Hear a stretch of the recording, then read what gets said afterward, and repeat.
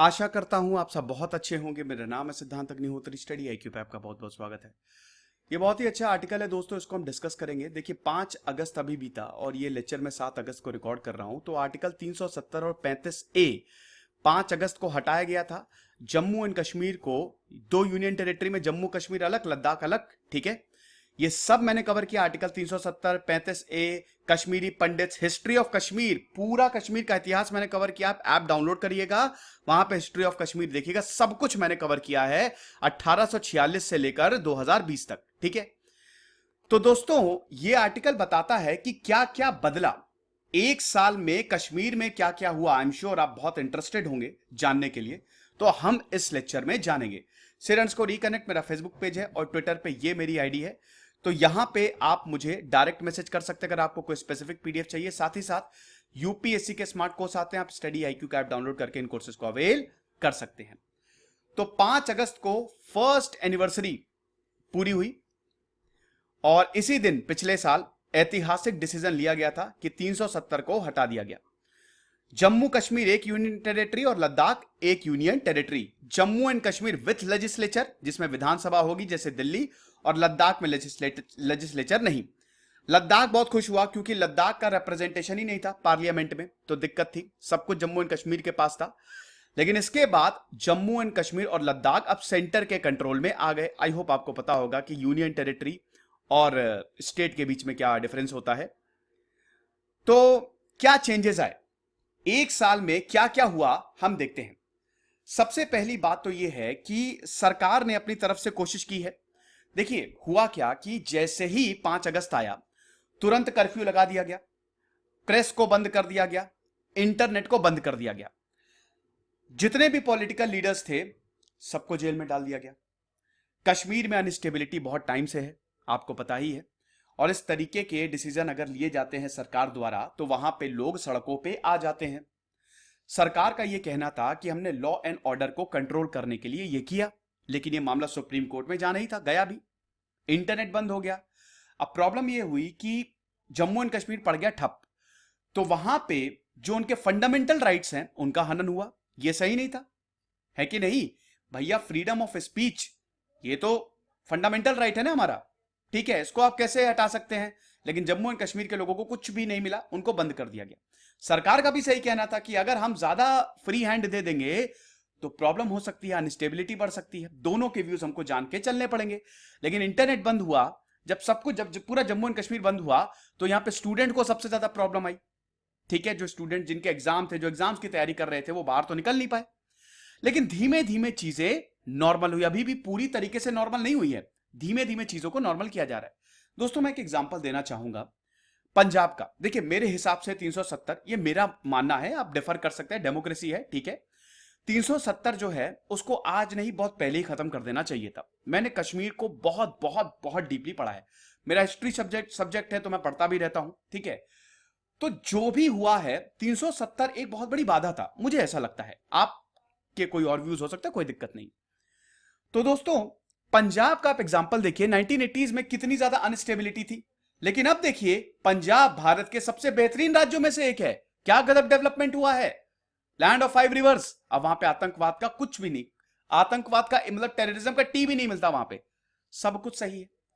मेरा कहने का मतलब यह है कि जब ऐसे डिसीजन लिए जाते हैं, कोई भी सरकार ले, शुरुआत में प्रॉब्लम होती है लेकिन धीमे धीमे चीजें नॉर्मल हो जाती हैं। सरकार के लॉज तो यहां पे एप्लीकेबल नहीं थे ना, स्टेट लॉज एप्लीकेबल थे, और स्टेट लॉज डेवलपमेंट में बाधा थे, ये बहुत सारे एक्सपर्ट्स ने बोला है। एक कहना यह भी है कि 370 ब्रिज था, कश्मीर के लोग 370 को एक ब्रिज मानते थे, वो टूट गया, वो तोड़ दिया, वो सरकार ने गलती की। फिलहाल हम उस पर मतलब एडवांटेज और डिसएडवांटेज या क्रिटिसिज्म और क्या सही हुआ उस पर तो हम नहीं जाते हैं। हम ये देखते हैं कि एक साल में क्या बदला। सबसे पहली बात, सेंटर के लॉज एप्लीकेबल हो गए, बहुत अच्छी बात है। देखिए मैं आपको बता देता हूं कि टोटल 354 स्टेट लॉज थे, ठीक है, जम्मू एंड कश्मीर की बात करें, जिसमें से 164 लॉ को खत्म कर दिया गया, रिपील्ड, देवर रिपील्ड। 138 लॉ को मॉडिफाई किया गया और 170 सेंटर के जो लॉज हैं उनको एप्लीकेबल किया गया। अब जितने भी, क्योंकि भैया ये तो यूनियन टेरिटरी है ना, तो जो भी सेंटर के लॉज हैं वो सब यहां पे एप्लीकेबल। अब आगे बढ़ने से पहले मैं आपको बताना चाहता हूं, आप लोग मुझे स्क्रीनशॉट भेज रहे हैं, सर आपके नाम से फेक चैनल चल रहा है, मुझे पता है। कौन सा चैनल ज्वाइन करे? सब्सक्राइबर पे जाओ, मेरे इस समय प्रेजेंटली 7216, हो सकता है ये लेक्चर कल अपलोड हो तो थोड़े ज्यादा हो जाए, 7.3 के करीब हो जाए, यही चैनल आप ज्वाइन करिए। अगर आपको कोई स्पेसिफिक पीडीएफ चाहिए, मैंने 3000 2 से 3000 के बीच में लेक्चर्स लिए हैं, तो आप मुझे मैसेज कर दीजिए मेरे ट्विटर पे या फिर फेसबुक पे। तो अब 170 जो सेंट्रल लॉज हैं, ठीक है, टोटल तो सारे जितने भी सेंटर के लॉज हैं वो तो एप्लीकेबल होंगे ही, लेकिन 170 जो सेंटर, वो भी जम्मू एंड कश्मीर, ये प्रोग्रेसिव लॉज हैं, काफी इसमें लॉ प्रोग्रेसिव है। जैसे schedule caste and schedule tribe prevention of atrocities act, बहुत प्रोग्रेसिव लॉज है। विसल ब्लोअर, कोई करप्शन कर रहा है इसके तहत अंदर करो, 2014 में ही आया ये। नेशनल कमीशन फॉर सफाई कर्मचारी एक्ट 1993, बहुत इंपॉर्टेंट। 1947 में दोस्तों क्या हुआ कि जब जम्मू एंड कश्मीर में बहुत युद्ध हुआ, पहला एक तरीके से युद्ध किया, जब पाकिस्तान ने पूरा इधर इन्वेड किया था, तो भारत ने कार्रवाई की, पाकिस्तान को पीछे खदेड़ा, गंदगी बहुत फैल गई थी, तो बाहर से कर्मचारियों को बुलाया गया, और आज तक इन कर्मचारियों को कोई भी राइट्स नहीं दिए गए। ये लोग अपने राइट्स के लिए परेशान हैं, ठीक है, वाल्मीकिस। फिर उसके बाद schedule tribes and other forest dwellers, ये तो हम ये देख रहे हैं कि 354 जो स्टेट लॉज है उसमें से कुछ को रिवील किया, कुछ को मॉडिफाई किया, और बाकी 170 सेंटर के लॉज अब एप्लीकेबल है जम्मू एंड कश्मीर के। यहां पे कानूनी ताकत मिली लोगों को, अब लोगों को कानूनी ताकत है, ठीक है। देखिए कश्मीर का जो इतिहास है ना, मुझे थोड़ा ये जान के हैरानी होती है कि कश्मीर के इतिहास को लोग अभी 70 साल या 150 साल पुराना मानते हैं। आप कश्मीर के पूरे 2000 साल के इतिहास को, अब 2000 साल छोड़िए, अब 3000 साल के इतिहास को देखिए। मैं थोड़ा सा पीछे चलता हूं, इंडस वैली सिविलाइजेशन से पूरा आप अगर आप देखें तो दोस्तों 1846 के, इनफैक्ट 1947 तक कश्मीर जो था वो भारत का बहुत इंपॉर्टेंट पार्ट था। उससे पहले राजा महाराजा रूल करते थे, बुद्धिज्म था कश्मीर में, कलान पढ़िए, राज तरंगिनी, है कि नहीं। लेकिन ये मॉडर्न इतिहास है, मॉडर्न हिस्ट्री है, और मॉडर्न हिस्ट्री में बहुत अनस्टेबिलिटी है, क्योंकि दूसरे देश का हस्तक्षेप है, पाकिस्तान का हस्तक्षेप है। कोई भी इंसान हिंसा नहीं चाहता, इनफैक्ट कश्मीर के भी लोग हिंसा थोड़ी ना चाहते हैं, लेकिन वही है ना, समन्वय, कोऑर्डिनेशन नहीं प्रॉपर बैठ रहा है। ये एक अच्छी कोशिश है, अब हम देखेंगे डेवलपमेंट के थ्रू हम दिल जीत सकते हैं, बिल्कुल। सबसे बड़ी बात, कश्मीरी पंडित, देखिए कश्मीरी पंडित पे मेरा 1 घंटे का सेशन आप देख लीजिएगा। 1990 के दौरान कश्मीर में मिलिटेंसी चरम पे थी, ये सब मैंने बताया दोस्तों, पूरा मैंने कवर किया, आप देखिएगा पूरी हिस्ट्री कवर की है। 1987 के जो इलेक्शंस और उसके बाद क्या हुआ, कश्मीर में मिलिटेंसी जो है वो पीक पे थी। भैया होम मिनिस्टर की बेटी को किडनैप कर लिया था ना, है कि नहीं। तो कश्मीर में मिलिटेंसी पीक पे, और उसमें कश्मीरी पंडितों को मार मार के भगाया गया, ये तो काला सत्य है, मार के भगाया गया, कत्लेआम हुए, और तब से लेकर अभी तक इतने अमीर थे कश्मीरी पंडित, आज तक उनको रहने का ठिकाना नहीं। आप उनके इंटरव्यूज देखिए, छोटे से रूम में रह रहे हैं। अब इनकी भी वापसी हो रही है, इनको भी बसाया जा रहा है, और सबसे अच्छी बात है इंप्लॉयमेंट जनरेट हो रहा है, यहां पे इंप्लॉयमेंट जनरेट हो रहा है। You will be surprised to know कि अब 262% increase in minority scholarships. 5 corporations ने पावर डिपार्टमेंट सेटअप कर लिया है, यहां पे सरकार ने 1000 करोड़ का पैकेज दिया है। अभी मैंने आपको बताया था कि कश्मीर में मैकेडमाइजेशन, रोड डेवलपमेंट हो रहा है, तो अब कश्मीर में धीमे धीमे डेवलपमेंट हो रहा है। साथ ही साथ जो पाकिस्तान से रिफ्यूजीज आए उनको भी एलियंस ट्रीट किया गया था। यहां पे दोस्तों जो रिफ्यूजीज हैं, सबसे अच्छी बात है कि उनको सर्टिफिकेट दिया गया है, फाइनेंशियल असिस्टेंट दिया गया और डोमिसाइल राइट्स दिए गए हैं, जो इतने सालों से मांग कर रहे थे कि हमको राइट्स चाहिए, जगह चाहिए रहने की, हम इतने टाइम से यहां पे रह रहे हैं, हमने आपकी मदद की, अब उनको राइट्स दिए जा रहे हैं। ओके, डोमिसाइल सर्टिफिकेट्स यहां पे दिए गए, ये भी इंपॉर्टेंट है। डोमिसाइल सर्टिफिकेट बहुत इंपॉर्टेंट है, क्योंकि जब कश्मीर में जॉब निकलेगी, जब आप जॉब के लिए अप्लाई करेंगे, तो सबसे बड़ी बात है कि जो कश्मीर में है उसको पहले प्रेफरेंस दी जाएगी, तो उसके लिए डोमिसाइल सर्टिफिकेट मांगा जाएगा ना। 3,68,500 डोमिसाइल सर्टिफिकेट अभी तक इशू किए जा चुके हैं, जिसमें से मतलब 3 लाख, टोटल 4 लाख के करीब है, मतलब 4.5 लाख के करीब है, ठीक है। जम्मू एंड कश्मीर का टोटल बात करें, जम्मू में 3,68,500 डोमिसाइल सर्टिफिकेट, आप थोड़ा सा चेक कर लीजिएगा, इतना ही है वैसे आंकड़ा। और अगर कश्मीर की बात करें तो लगभग 69,000। तो हम ये देख रहे हैं कि लोगों को यहां पे डोमिसाइल दिया गया, राइट्स दिए गए। ओके, टेररिज्म का क्या हाल है? देखिए, जम्मू एंड कश्मीर में टेररिज्म है, आतंकवाद है, इसे कोई डिनाई नहीं कर सकता। टेररिज्म अगर 2019 के मुकाबले की बात करें, 36% एक्टिविटीज का रिडक्शन हुआ। 36% terrorist activity had been reduced after the abrogation of article 370। जनवरी से लेकर अभी 15 जुलाई तक 188 टेरर रिलेटेड इंसिडेंट्स को रिकॉर्ड किया गया है। ये एमएचए की रिपोर्ट है, मिनिस्ट्री ऑफ होम अफेयर्स की रिपोर्ट है। 126 टेररिस्ट को अभी तक मारा गया है।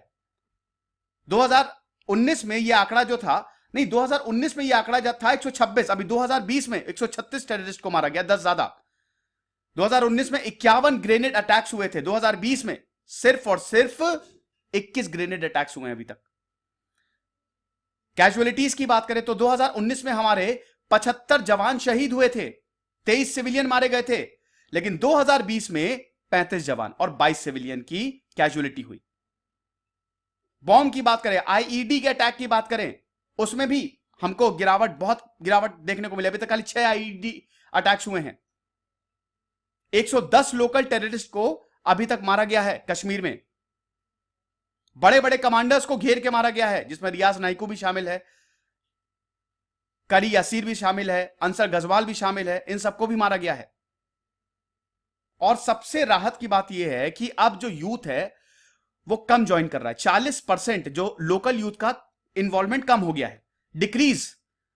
अभी तक हम देखते हैं कि सिर्फ 67 यूथ जो कश्मीर वैली में उनका ब्रेन वॉश किया गया है, तो 40% डिक्रीज आया है। जो यूथ, पहले जो यूथ होता था ना, जो जवान जिनका खून बड़ा गर्म होता था, वो लोग जाते थे टेररिस्ट बनने, लेकिन अब उसमें भी गिरावट आई है। 40% का रिडक्शन हुआ है, समझ रहे हैं। जॉब वैकेंसीज भी क्रिएट की गई, 10,000 नई जॉब वैकेंसीज जो हैं वो क्रिएट की गई हैं, और 25,000 पोस्ट को अभी और फुलफिल किया जाएगा। एम्प्लॉयमेंट, जब लोगों को नौकरी मिलेगी, देखो यार सिंपल सा फंडा है, लोग जो है ना पैसा चाहते हैं, रोजी रोटी चाहते हैं, स्टैंडर्ड ऑफ लिविंग चाहते हैं। अगर उनको मिल रही हो, उनको ये सब मिल रहा है, तो उनको कोई लेना देना नहीं कि स्टेट में क्या हो रहा है। लोग अगर खुश हैं तो वो देश के लिए काम करेंगे, सिंपल सी बात है। अगर सरकार उनके लिए काम कर रही है, उनको खाना दे रही है, बढ़िया सब अच्छे से रह रहे हैं, तो सबसे बेस्ट है। नहीं तो फिर अनस्टेबिलिटी होगी ही।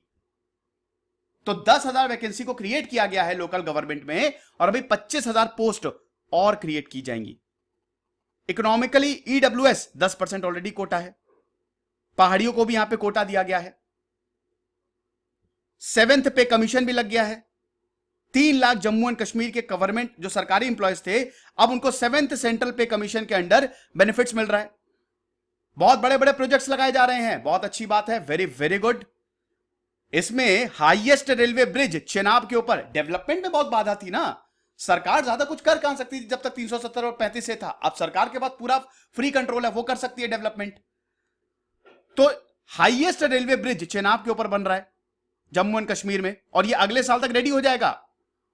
और सबसे बड़ी बात है, कनेक्टिविटी में प्रॉब्लम आती थी ना, तो जम्मू एंड कश्मीर में, मतलब कश्मीर घाटी को ये पूरे भारत से कनेक्ट कर देगा। 2022 तक पहली बार आप ट्रेन से जा सकेंगे, किसी भी स्टेशन से सीधे कश्मीर के लिए ट्रेन मिलेगी। अभी तक ऐसा होता नहीं था। 2020 में राजनाथ सिंह ने, अभी जुलाई की बात है, वो गए कश्मीर और 6 नए ब्रिजेस का उन्होंने शुभारंभ किया, उद्घाटन किया, और बोला कि ये की प्रायोरिटी है। शाहपुर कंडी इलेक्ट्रिसिटी प्रोजेक्ट में और इरिगेशन प्रोजेक्ट जो है, जो 50 साल से लटका हुआ है, अब उसको आगे बढ़ाया जा रहा है कि नहीं।